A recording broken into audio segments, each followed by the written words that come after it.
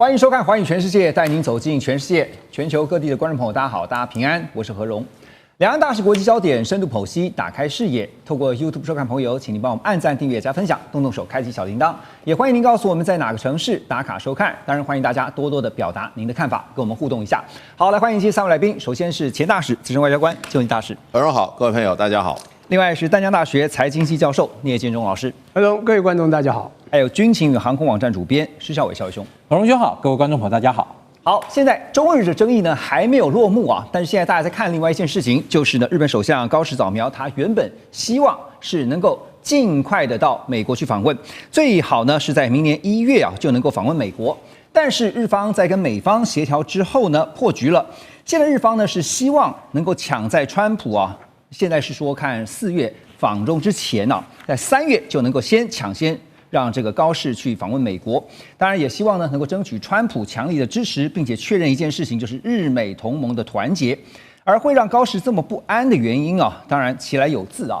一个就是美国现在迟迟没有特别强力的表态，另外一个呢就是中日冲突更加进入到一个真金白银开始流血的经济战。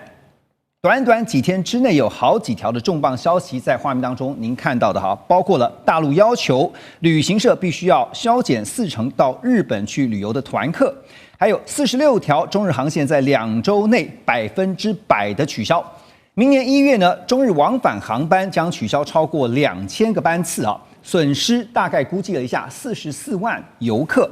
另外就是大陆的游客减少在日本的消费，让11月信用卡交易额同比减少了8%。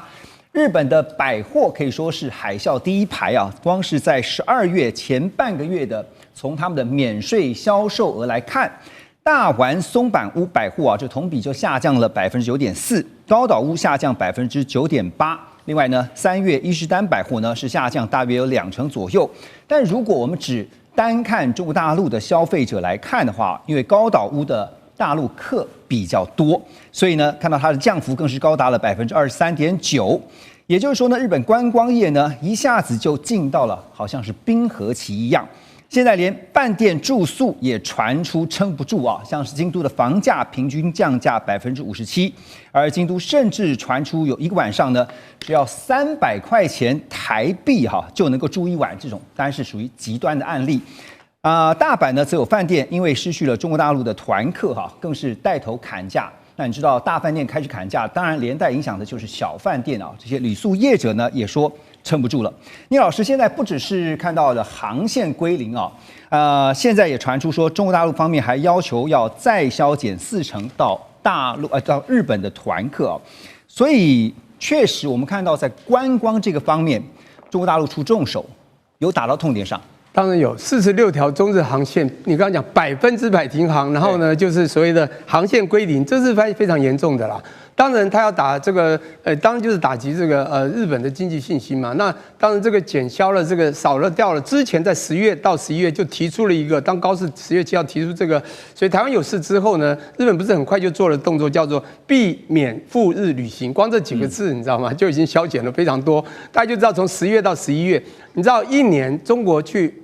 日本旅客大概是1000万人啊，900多万，全世界是3000多万，它大概占1/4。光这个平均起来一个月是80多万，好，之后从10月到11月一下就降到50几万、56万，就跌了20多%了，将近1/4，所以已经这个砍掉了非常多的旅客。这次再这样子中日航线再断航的话，那就不得了。当然，你就像你刚刚讲的，会少掉40多万，不管是详细数字会多少，就这么多的这个旅客会少，而且最重要的是，其实这个因为地缘也近嘛，台湾去日本也是一样，都是自由行比较多，自由行的人你知道吗？就到处拍照，然后呢就开始什么吃什么玩什么都可以。所以呢，会有非常大的影响，就在消费上。因为这个，其实我们讲说，全球就算中国只有去1/4，因为中国在这10几年经济起飞之后，中国人其实土豪是很多的，很会花钱去在这个日本吃花钱花凶的，其实是这个我们的对岸中国人。那这时候你会发现，它不只是这个吃的部分，你看吃一定会有很多餐饮店一定会受到伤害，包括我们的住宿业。其实不瞒你说，我在日本我自己就有合法的这个民宿啦 Airbnb 这样在做的，在澇谷雅。但重点是这个时候呢，当然我的话当然是尽量用这个西方课程。不过呢，中国人减少的话，锐减，你绝对会受到伤害。所以您刚刚讲到的前线的就是住宿啊、饮食，还有甚至买一些药，你知道吗？它非常多的药妆啊，中国人去你看满满的里面都是中国人。中国人买药是非常疯狂的，消费力很强，他们自己的药品也很强，但他们就是一种日本药，他们也会有一种这种从日的这种互相都就是有这种很强的这种药品消费力，以及其他的可爱的卡哇伊的商品哦。所以我要讲的就是说，日本经济啊，自从高市早苗在台湾有事之后，那当然中国它有非常多的力气，光靠它人口的量，你知道吗？就可以压倒这个对方。所以他这一招做到，应该会让这个日本会很痛，而且尤其在经济观光上。他现在挑这个时机啊，正好接下来大家也知道，就是要跨年。跨年完了以后呢，就是中国人这个农历春节啊，这算是放假的大旺季哈。对，所以挑在这个时间点，绝对也是有原因的。当然是这样子啊，因为这个时候，我们讲说大陆就是一个11长假，那再来就是新年嘛，这个时候大家最多放假。对，那我们在那边说，还有一个就是樱花季啦。那这个时间当然刚好点到这个时候，他再之后一砍，那当日本其实就像那个当时的奥运一样，他当时想象他的奥运可以赚很多的钱，花了很多的科技广告，结果碰到了疫情，也很惨。这一次呢，当然又开始等于又是一次的，让他在最应该可以有这个所谓的这个外汇收入啊，就观光收入的时候，再之后又是重一击，对他的确我觉得会有很大的伤害。确实啊，这个刚点了一个重点，农历春节之后呢，搞不好接下来呢还有一个就是樱花的花季啊。3月底。当然美方的态度呢，最近也让人家觉得有点这个令人值得玩味之处哈。我先请教大使哈，怎么看美方？因为最近看到他们非常的低调，还是为了明年4月想办法一定要让川习两人见上一面才行，所以这个时候按兵不动是吗？对，不仅是明年4月，明年一整年都需要，因为美国明年的重头戏是在11月的期中选举。川普现在的状况有一点不明，虽然时间还很长，对，可是他已经步步为营了。他上个礼拜突然跑出来做了一个全国演讲，有人的分析就是说，哇，他已经感受到11月那个选举压力来了，他已经开始进行选举的这种不是布局了，已经开始竞选了。那事实上的话，美国的选举，任何国家选举，真的关键因素都在经济了，没有什么意识形态啊、政治号召，那个是经济好的时候，大家讲经济如果说有起伏的话，那当政者基本上都会受到很大的压力。大使，您说到这个点上，我们就来看哈，经济确定是这个执政者他们这个算是软肋哈，因为呢，我们刚刚特别提到说，中日之间呢，现在这个为了争议哈，还是相持不下。那现在对比呢，我们来看过去美中贸易战的这个情形啊，当时外界就有一个分析，说美国大豆的经济产值并不高，中方呢购买美方的大豆虽然占了美国出口总量的54%，但是充其量如果从金额上面来看的话，它的价值也才132亿美元，相较于美国全年货品的出口总额是2.8兆美元来说，那根本是9牛1毛。但是呢，我们却看到了中国大陆呢，透过打击大豆这个命门，逼使川普最后不得不妥协，所以分析认为呢，这可以说是经济工具化的经典案例。对美国来说，打农业就是直接打击了共和党的政治票仓。所以大使刚才特别提到了，现在对川普来讲呢，明年很重要的一件事情，2026就是期中选举啊。那回过来看这次对日本的做法，反制措施几乎是刀刀见骨，而且都是指向观光啊。观光确实是日本的软肋。在大使分析之前呢，我提供给大家一个数据哈，就确实啊，日本的观光对于日本的整体 GDP 的贡献呢，是7.5%，在2024年啊，最新的数据是如此。另外呢，它是日本重要的出口产业，因为观光收入呢超越了半导体、钢铁，成为日本在汽车以外的第2大出口品，所以我们就非常清楚了，打观光就打对了。而且基本上就是说，现在中日关系的这个气氛之下，如果中国大陆还有大批观光客到日本去观光，若无其事，然后大笔花钱的话，那就给日本的政府传递一个非常错误的讯息，也就是基本上高市早苗的讲话是中国大陆政府在反对，人民完全无感，所以我觉得就中国大陆来讲，他一定要在这上面有所作为啊，也不能让这件事情啊继续来这个来持续下去。那另外一点就是，其实观光业在日本的整个 GDP 我看是7.5%啊，那不算大，可是也不算小。可是问题就是说，观光业这个产业跟一般的高科技产业它是不一样的，它创造出来的产值可能差不多。可是问题是什么？观光业是可以聘雇大量的非技术的就业人口，那这些人就是说，他的这个从业人员的数量要比你那个高科技的工厂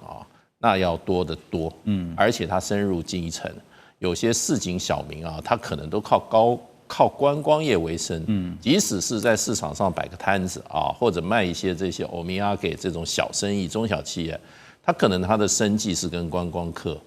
是息息相关的，所以就变成就是说，这个产业它的就业人口对比之下它比较大。第二个呢，它这个就业人口的属性是属于中下层的人民比较多，那企业也是属于中小企业。那你当然你看到它有这种大的这种旅馆的 chain 可是呢，你也有很多小的旅馆也在这里面从事住宿业的。那这个交通业的话，计程车也好，还有做这些旅行的这个租车的、租赁车的，尤其那个大巴士的司机、大巴士司机或者中型司机，这都是很重要一个，它很重要是需要这个。另外一些药妆店这些店这个在日本大街小巷都有。那这些还有就是说，日本的其实为什么这些韩国、中国大陆、台湾、香港是构成日本的这个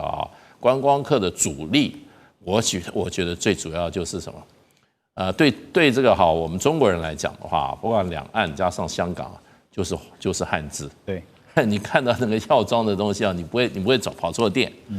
另外一方面还有就是说，这个饮食习惯比较接近。那个双方都是酱油 base 的。我常常讲就是说，西餐跟中餐最大的不同就是西餐以牛油做 base， 那么中餐呢，亚洲餐饮酱油以酱油做 base。对，你在日本你不会觉得那个食品跟我们差太多。对，所以就变成这些都是小商贩、小餐馆，小的旅行业者，那这个是一个很庞大的一个就业人口。是那日本的第三季今年2025第三季，它的整个 GDP 是负0.4%。日本现在这个各界非常的担心，因为2025事实上本来年中Christmas 还有年中，它还有就是说到年底还有这个这一波这个观光业可是因为11月7号高市早苗这个讲话这个错误言论以后事实上，对日本的这个观光旅客立刻就跌了30%，那现在还在继续增加。对，那所以就变成第4季的日本的这个 GDP 可能会更糟糕。数字现在还没看出来，会更糟糕。那其实日本人虽然有一些反观光客可是我是因为以前常去日本观光，我告诉你啦，不管是京都、福冈、东京大阪。这些地方，我跟你讲，满街都是观光客，满街都是观光客，连那个公车、地铁都是观光客。所以大使，你点出了说观光对于日本的重要性好，现在说抵制观光会造成日本的重击那现在当日本业者还有2件事情，就是市场正在发生的事情呢，他们会觉得很担心的。一个是航空运力的转向就是被取消的运力呢，改由韩国跟东南亚接手了。还有一个就是消费习惯的重塑。那这个消费习惯呢，就是让民众觉得说，反正不去日本呢，有其他的替代性方案我如果去韩国也可以去东南亚都可以那去韩国的游客人数呢，因此创下了历史新高。那也因此呢，让日本的旅游业者担心呢，万一这个替代性的功能一旦完备了以后，就算未来中日政治降温了，市场也未必会回头。所以现在出现了这个市场上面的日本替代的趋势那接下来怎么看这波冲击？这个日本替代的这个问题，当然在短期之内对日本的观光业或对日本的民间，我相信冲击一定是非常大的。但当然这也是一个很微妙的一个情况啊，就是说，的确它会造成短期之内日本的这个观光收支啊那个降低。什么是日本替代呢？其实啊，就是从大陆的这个角度来讲，我现在呢就鼓励我们的国民出国观光的时候不要去日本啊，你去韩国、去东南亚、去哪边寻找这个所谓的替代方案，就把原先我们对日本的这个观光的这个花费降到最低。然后呢，把这些钱用到其他地方，因为其实不可否认就中国大陆的这个观光客，他的购买力非常非常强。我记得大概10年前这个爆买这个词就是用来形容这个中国大陆的观光客在日本购买那种到处收购这种东西的这样一个情况。为什么？因为毕竟大家都知道，就是大陆做的东西，有时候大陆的这个人自己本身有时候信心有点不够嘛，总会觉得舶来品这个品质更好等等，所以他们一旦去日本、去香港等等，就是完全显现一个爆买的这样一个状况。但这个时候，如果说我们今天把这样一个，就是说从大陆的这个政府有意的就是要把这个消费跟旅游这个导向其他这个市场，某种程度来看，你会不会有点觉得有点觉得熟悉啊？为什么当年那个韩国跟因为要那个同意美国部署萨德这个飞弹的时候，当时韩国已经被这样过了一次。所以那在这个情况下，那你说其实韩国当时受到多大的冲击？的确冲击也相当大。那你说日本现在有没有相当大的冲击？我相信一定也很大。但是我们看看香港，我大概刚好2个礼拜前去了一趟香港，我也注意到一件事情：香港市面上大陆观光客少了非常多，反而是反过来的，都是香港人礼拜六、礼拜天跑去深圳这个度周末。为什么？因为两地的物价差很大，那大陆人嫌贵，然后就不去。但是其实对于香港人来讲，或者说其实我觉得现在很多日本人来讲，可能通常也有大概类似的这样想法，反而觉得市面这个清净不少，然后整个环境也这个品质也提升不少。所以你说这个后面这个中国大陆它这个趋势会不会变成一个经济包围政治？那我相信中国大陆它是希望透过这样的方式来达成对高市的这个政权的这样一个压力。但是从我觉得从一般民间对高市在这个事情上的反应来说，高市反而变得相对来讲它不会那么担忧。但是当然对经济或者说财政的冲击，这个部分是一定有的。所以你说短期高市是不会软下来的？对，它不会，我觉得不会。而且其实对于一个政府部门来说，我今天已经在这个我觉得他会日后用各种的方式来去弥补这样一个说法，但是他绝对不会说我这个说错了，我这个话要收回，这个不行。因为这个其实对于高市的威望来讲，如果他一旦做这件事情，他首相都不用做了。这个我觉得这个北京方面给那个高市方面，我觉得那时间的推演下去，双方最后会磨合出一条新的方式，就像当初中国大陆对韩国那样，就是高市自己要面对自己内部的政治压力可是除了政治以外的话，民众给他的经济压力看他能够撑多久因为刚才点到的一个关键就是这件事情其实有一体两面的。现在日本就要想办法是看观光的这个空洞，如果真的开始了，那有什么可以替补进来的？我们休息一下，马上回来。2025全球局势必须关注，中美赛局牵动地缘风险，连带影响台海两岸未来。环宇全世界，关心全世界，权威分析，专业观察，客观立场。每周6日，请您准时锁定，一同关心全球大事的瞬息万变。欢迎回到环宇全世界，我们继续来关心的就是呢，现在大家都知道全球呢进行这个天下为中但是有一句话您一定有听过，就是理想很这个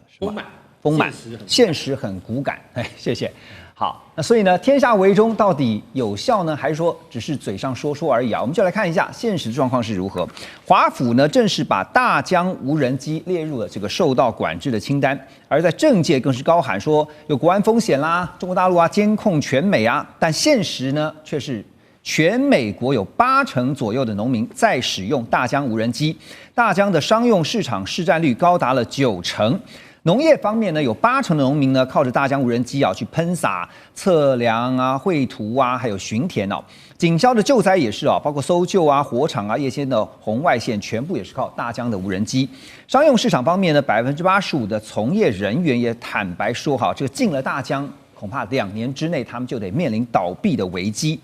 第一线的警消人员已经有人直接表态了，他们表示，如果没有大疆无人机，根本就救不了火，也找不到人，搜救的效率将会倒退10年。如果禁令一出，美国无人机的产业恐慌恐怕会更加的高涨。为什么呢？因为会有50万名左右的，就是有这个无人机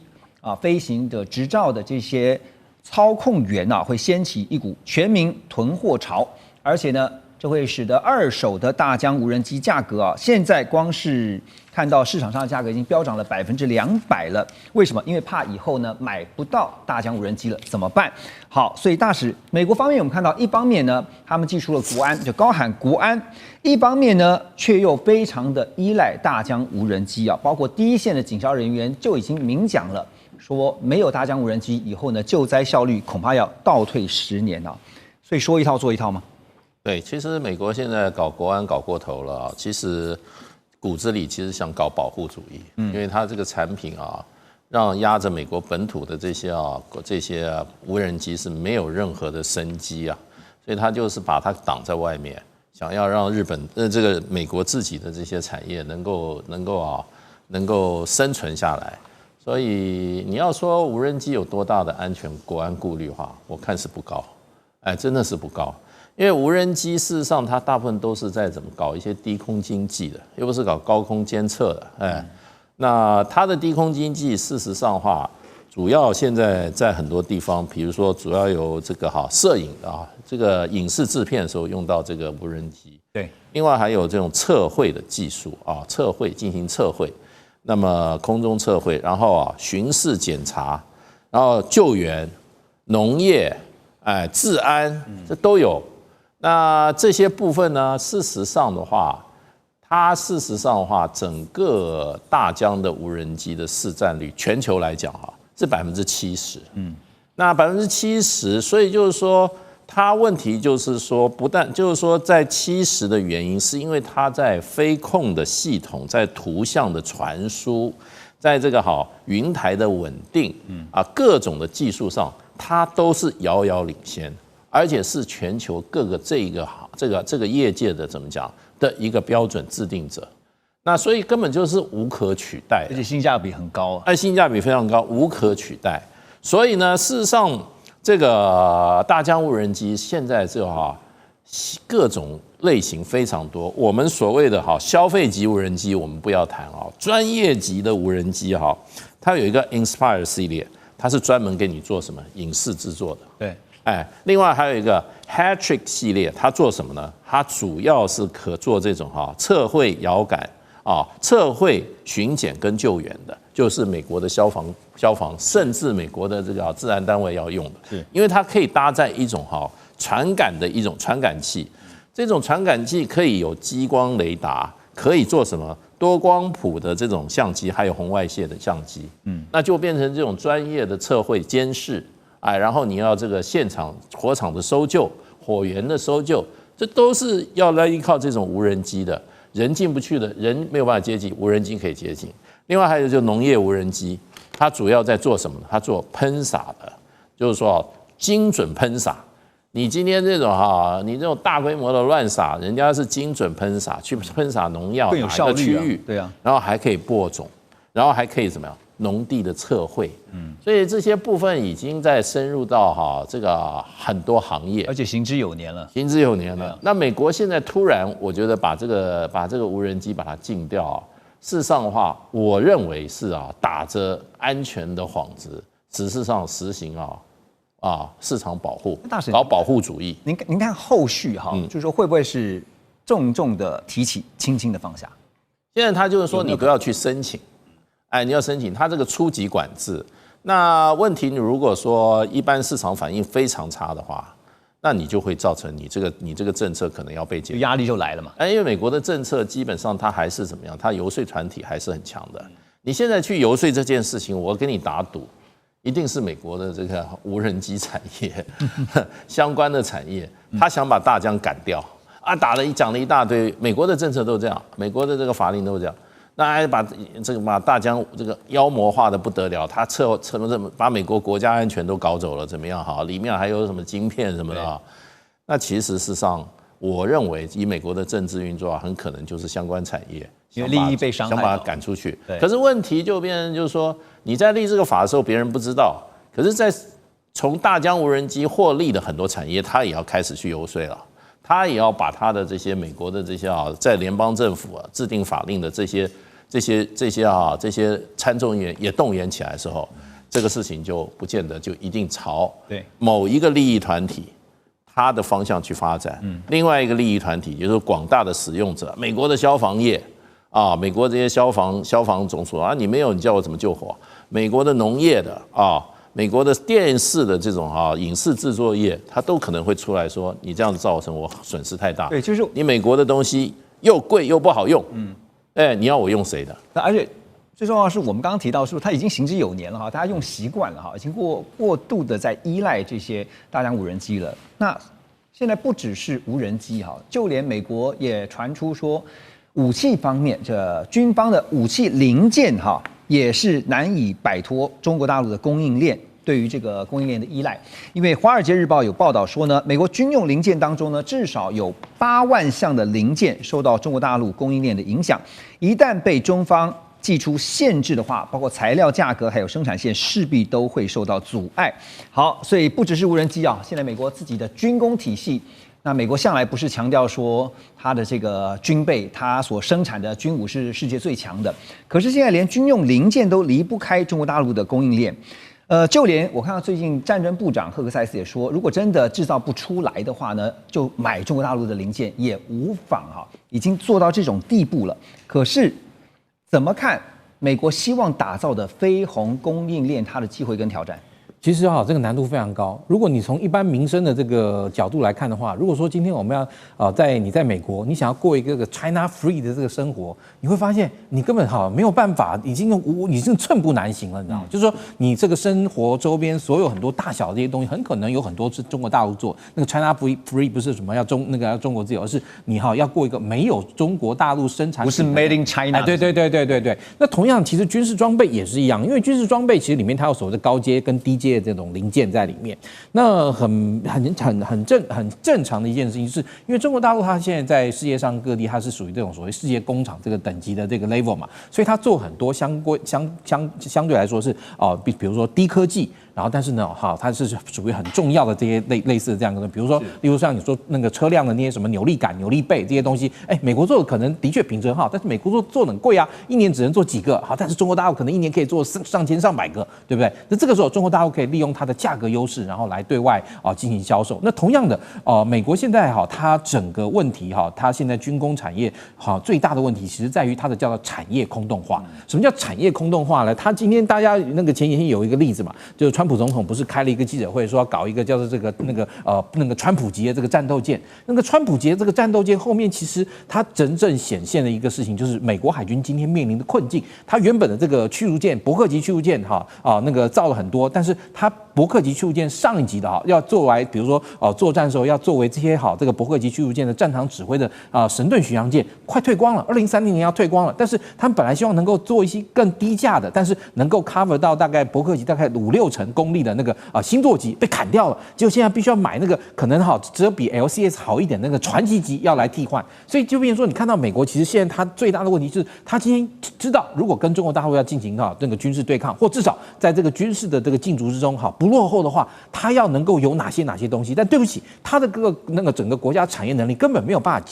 接续，然后把这些东西做出来。所以川普他最后只好想说，那个另辟蹊径搞一个非常大的这个叫川普级战舰。为什么？因为大相对来说它的这个施工难度会比较低，然后也就它可能不需要那么高阶的这些造船工就可以做出来了。所以今天你说今天美国跟中国大陆那个对抗，它是不是有可能真的能够做到这种所谓费用供应链？其实有太多零附料件等等是由中国大陆做的，甚至比如说你说一个吉普车的这个吉普车钢盖那个钢盖钩那个钩子，这种东西你说你一定要求那个非这个中国大陆制造吗？那其实你只要拉力扭力耐用程度够，用中国大陆又何妨？赫克塞斯现在就是这样一个想法，那些不牵涉到资料传输，然后那种所谓的耗损性的这些零附料件，其实还是必须要可能回到用中国大陆相对来说便宜而且可以大量稳定供应的这种料件，但是让美国这个产能去转向生产高阶的高精密的这样的东西。这个点出了就是一个国家的整体实力跟它的制造能力是大大的有关系。我现在美国，你说像以前美国制造这样的一个辉煌时代，还有没有可能再重新出现呢？恐怕一个字难。好，那中方呢还有一项让华府会睡不着的王牌这张牌是什么呢？就是药品供应链。中国产业世界网就指出呢，在大陆这边供应全球70%以上的抗生素原料。纽约时报更报道说，有将近700种的美国药品，至少一项关键原料只在中国大陆生产。有分析就认为说，这就是比稀土会更严重的核弹级威胁啊，就原料药的供应。好，但是听到这边，很多人会好奇，为什么中国大陆能够掌控36%全球36%的原料药的市场？它最主要的原因是什么呢？我觉得这几趴、30几趴，这个我倒不是我的重点。我倒觉得您刚讲那个难呐、美国现在要 Make America Great Again， 最主要就是要制造业回流。你看川普做了多少的大动作，他在关税撕破之下，就是要你制造业回来，包括现在韩国的船要回去。是，但是这个呢不是制造业，算化工业或者是 biomedical， 就是生化医学、生化医疗。那这种科技呢？但是你说，也需要中国吗？哇，那个美国真的很惨，制造业不行，其他也要靠，因为这跟什么？跟人身健康啊，跟人身安全有关呢。因为这是药品啊，这也很重要。所以呢，对他们来讲，真的是开始有头痛了，你知道吗？我今天要讲说，我们讲飞鸿真的现在太难，什么都一样，稀土啊，这个无人机，刚刚讲到的军事，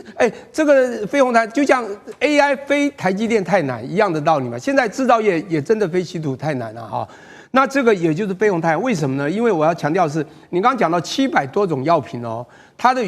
这个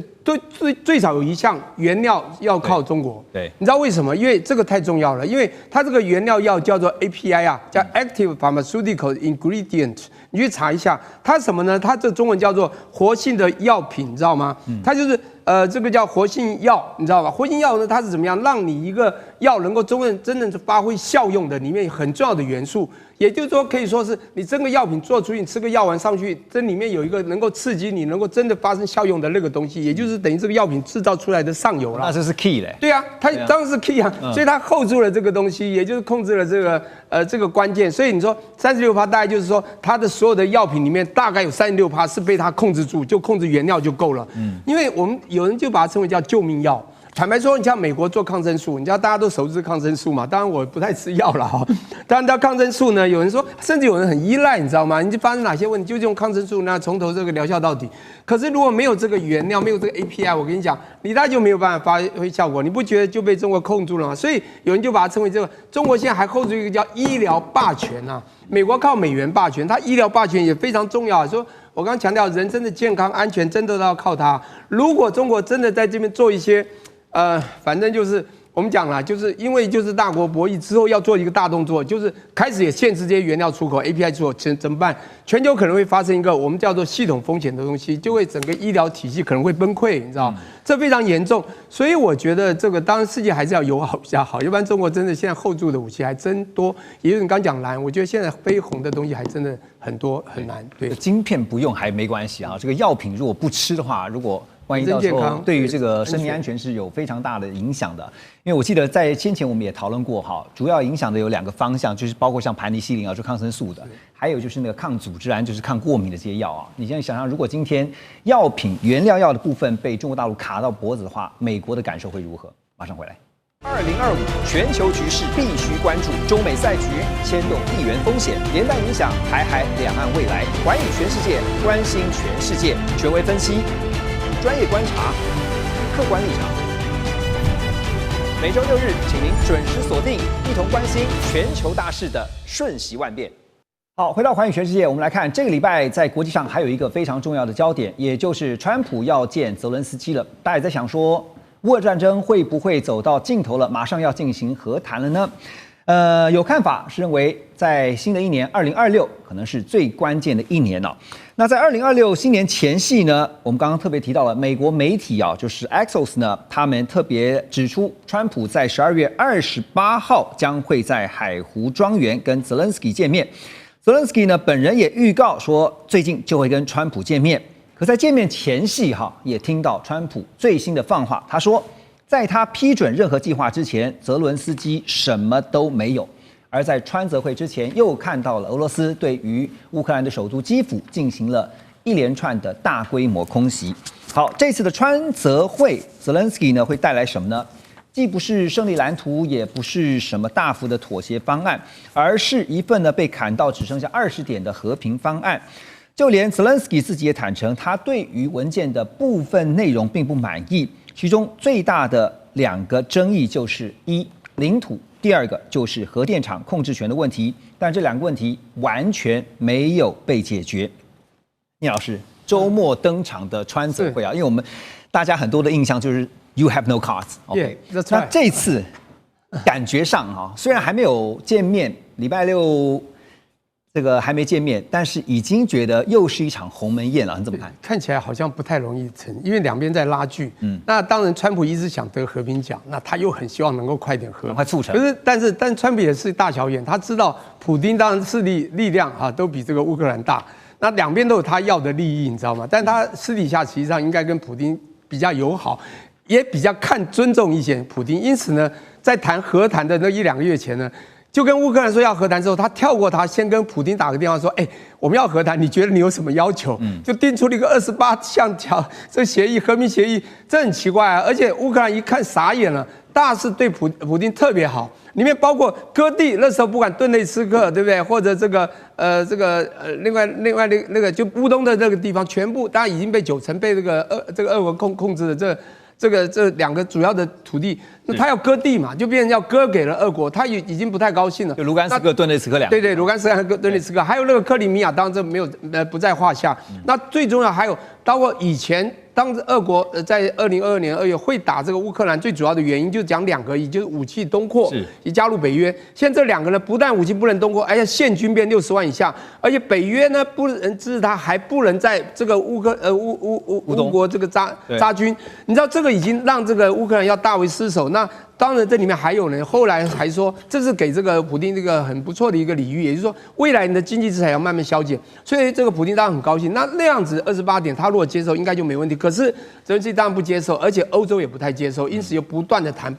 从27、26一直消。就是里面他谈的时候有一个很重要的说，他们一定要做到一个所谓的真正对乌克兰提供安全保障的做法。因此这个新版的20条，其实就是他希望美国、北约以及欧洲国家都能够提供乌克兰一个强而有力的安全保障。那我觉得这个就是他们希望将来达到真的全面的互不侵犯了哈。那这是他们想要的东西。可是重点来，这里面还是有乌克兰不能接受的啊。即便退让，因为那你如果再不接受，俄国就那算了，就继续打你，继续打下去啦。那最主要就是你刚刚讲2个地方了，我觉得到现在谈的，但这个让步大概也就差不多。我觉得第一个就是领土的争议，就是刚讲乌东的领土的控制权，还有一个就是这个扎波罗的核电厂，这个核电厂很重要，这是有故事性的。因为刚开始的时候，美国谈的时候是3个地方一起经营，我们3个来共经营。俄国当时还想说，那我自己来，我就是要完全控制。可是乌克兰不是，俄国不行，就我和你美国一起来好了。所以这里还是有一个拉锯，但是看起来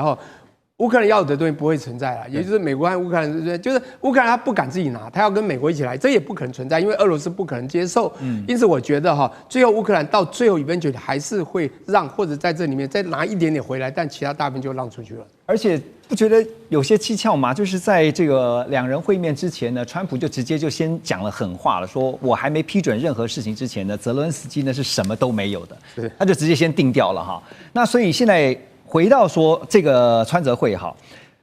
当然在这个川普跟泽伦斯基2人会面之前，我们也看到了俄罗斯总统普丁他说话了，他直接就亮出了2张底牌。那俄方是放话说可以谈交换领土，因为现在乌克兰卡着就是其中一个问题，就是领土主权的问题。但是俄罗斯呢，他说我可以交换领土，可是我要整个顿巴斯。好，现实的版图是如何啊？目前呢，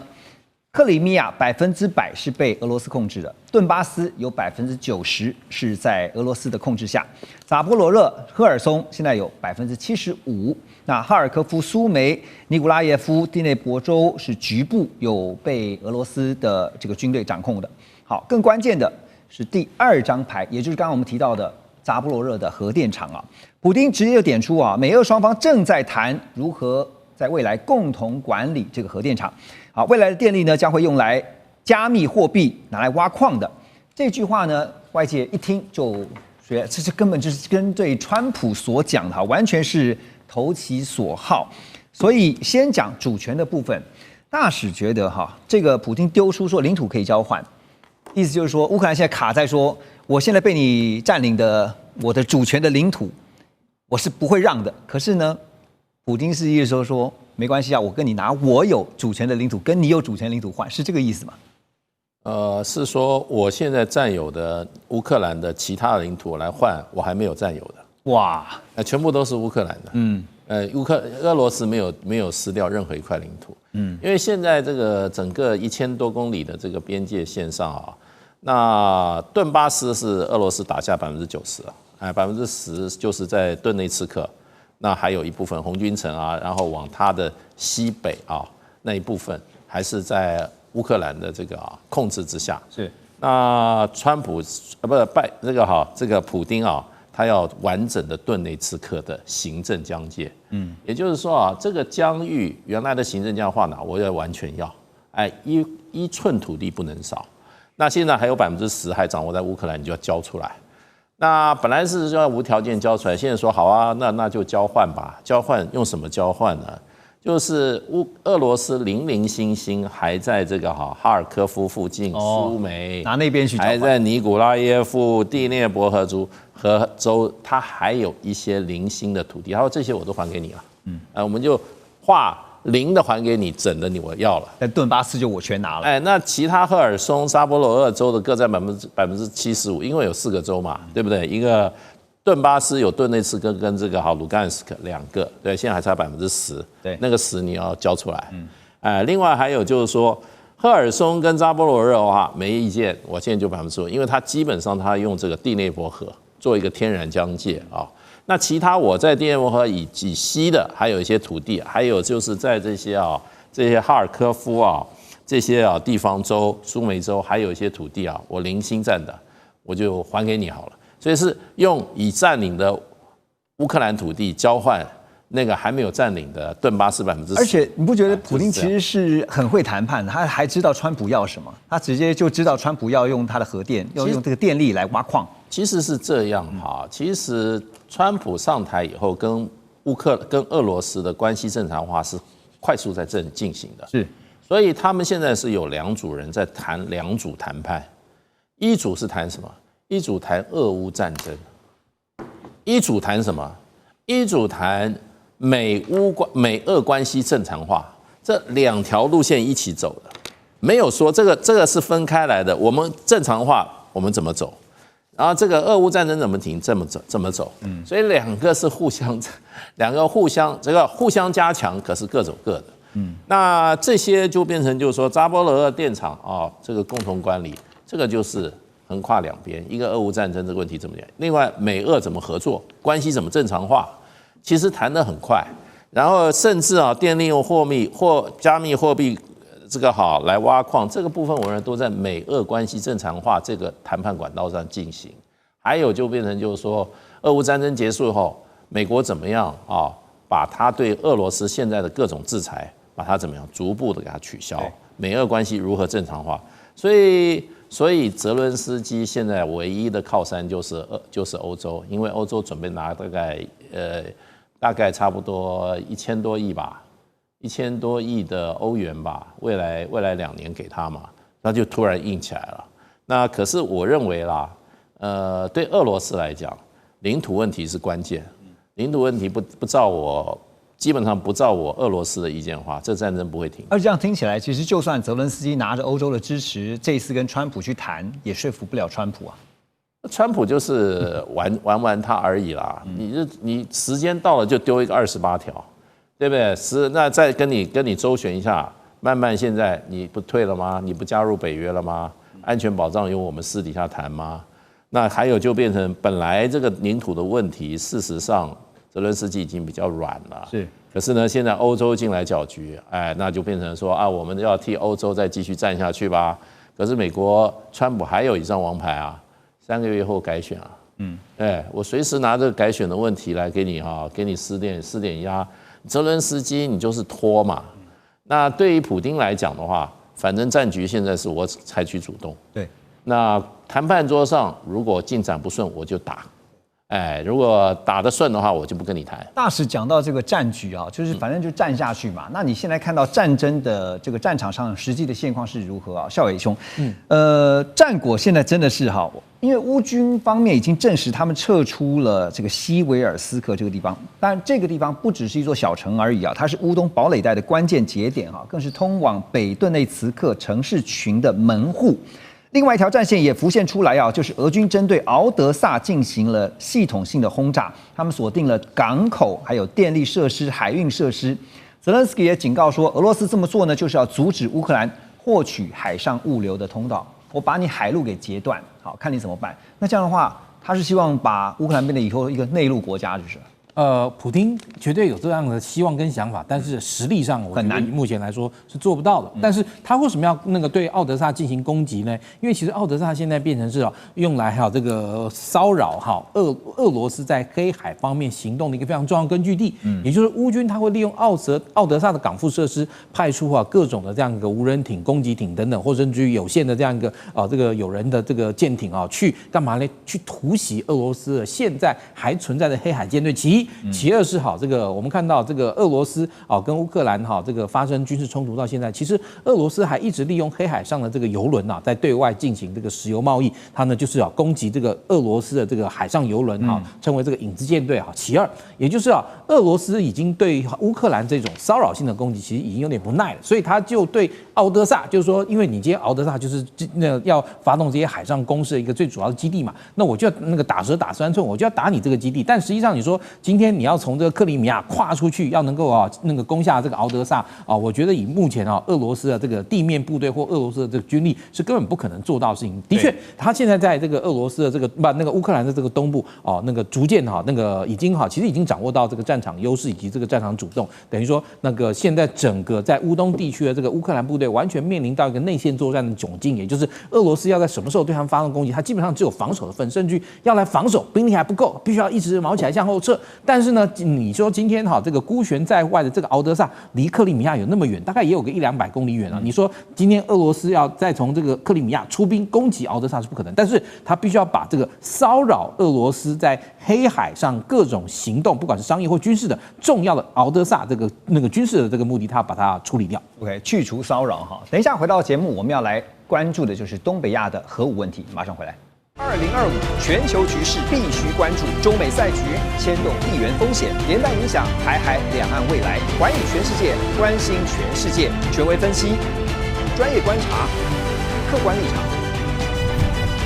每周6日，请您准时锁定，一同关心全球大事的瞬息万变。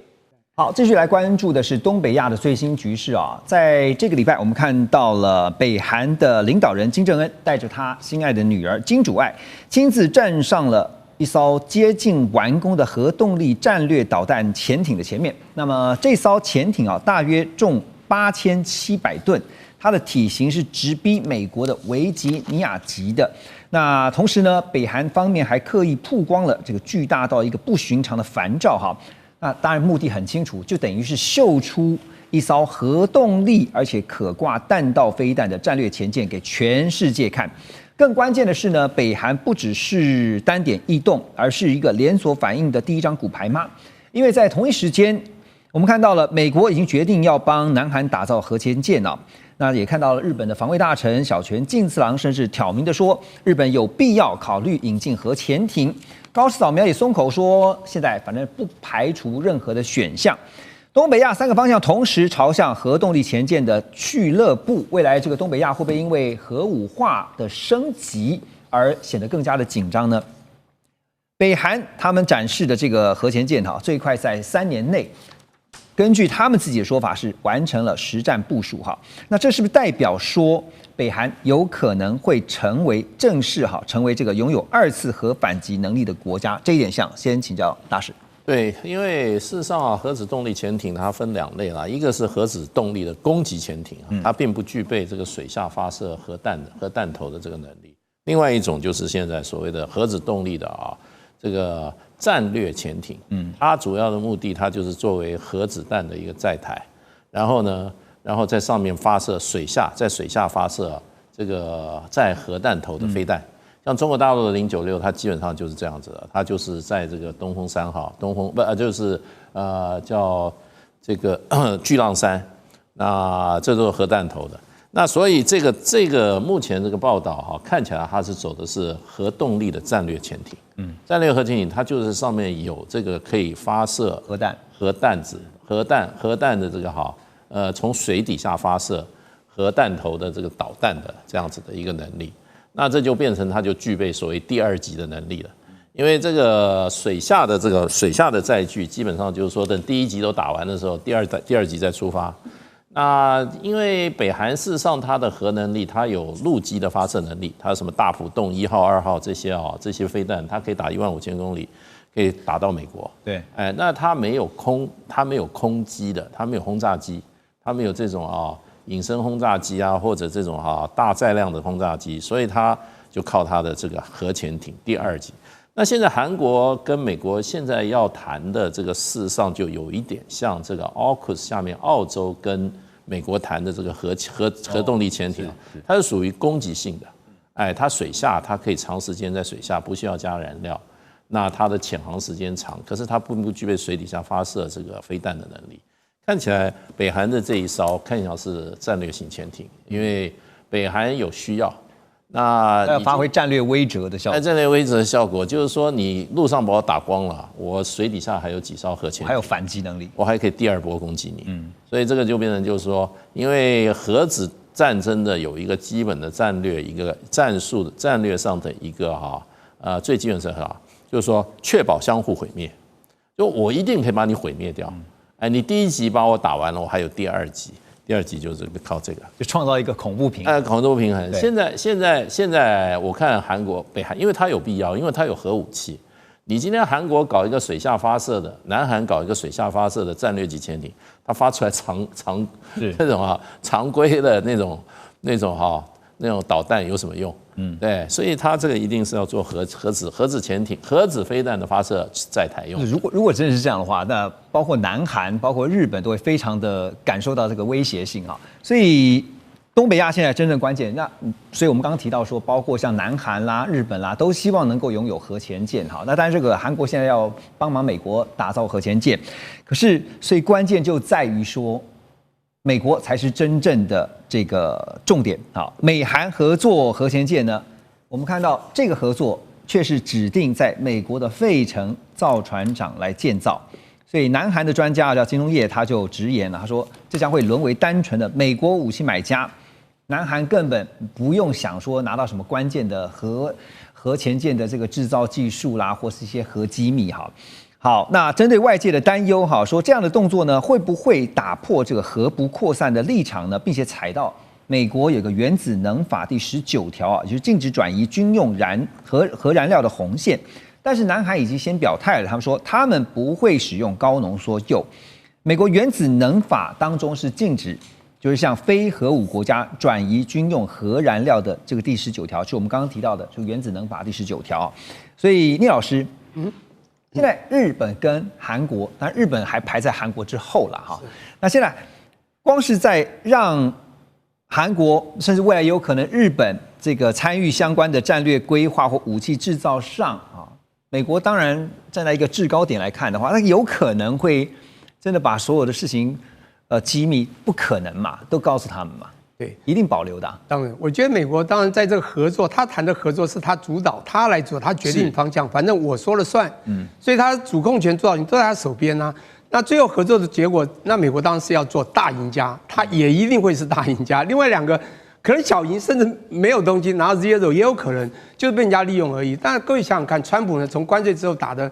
主要目的是什么？他用这个关税威胁叫大家来拼凑我回来做一个美国的制造业机器人。你刚刚讲制造业强国，那是1940年代，那时候美国民主兵工厂。现在呢，空洞化，刚刚讲产业空洞化到极端。那他当然每一个地方他要的东西要回来的不一样，欧洲要有欧洲的，有没有？除了他要钱，当全球拿提款机之外，最主要是他这个机器人，我要手要脚，你要给我。比如他知道韩国最少还有17%的制造船的能力，那日本还有13%，但韩国为先。而你知道，他的最大敌手啊，中国已经有6-7成的制造能力，他都吓到了，才会讲说这为什么我们以前制造这么强，中国可以一天制造一个船，我们一年制造不出一个，他非常需要南韩过来，这就是他当时在关税谈到，除了几千亿拿过来之外，最主要的制造业就这一块。可是我是不然说，当然我也知道，我在那边生活那么久，从纽约、费城这个 DC Delaware 一直沿路常去嘛，那旁边还有一个叫 Baltimore，就是这个 Inner Harbor 嘛，就是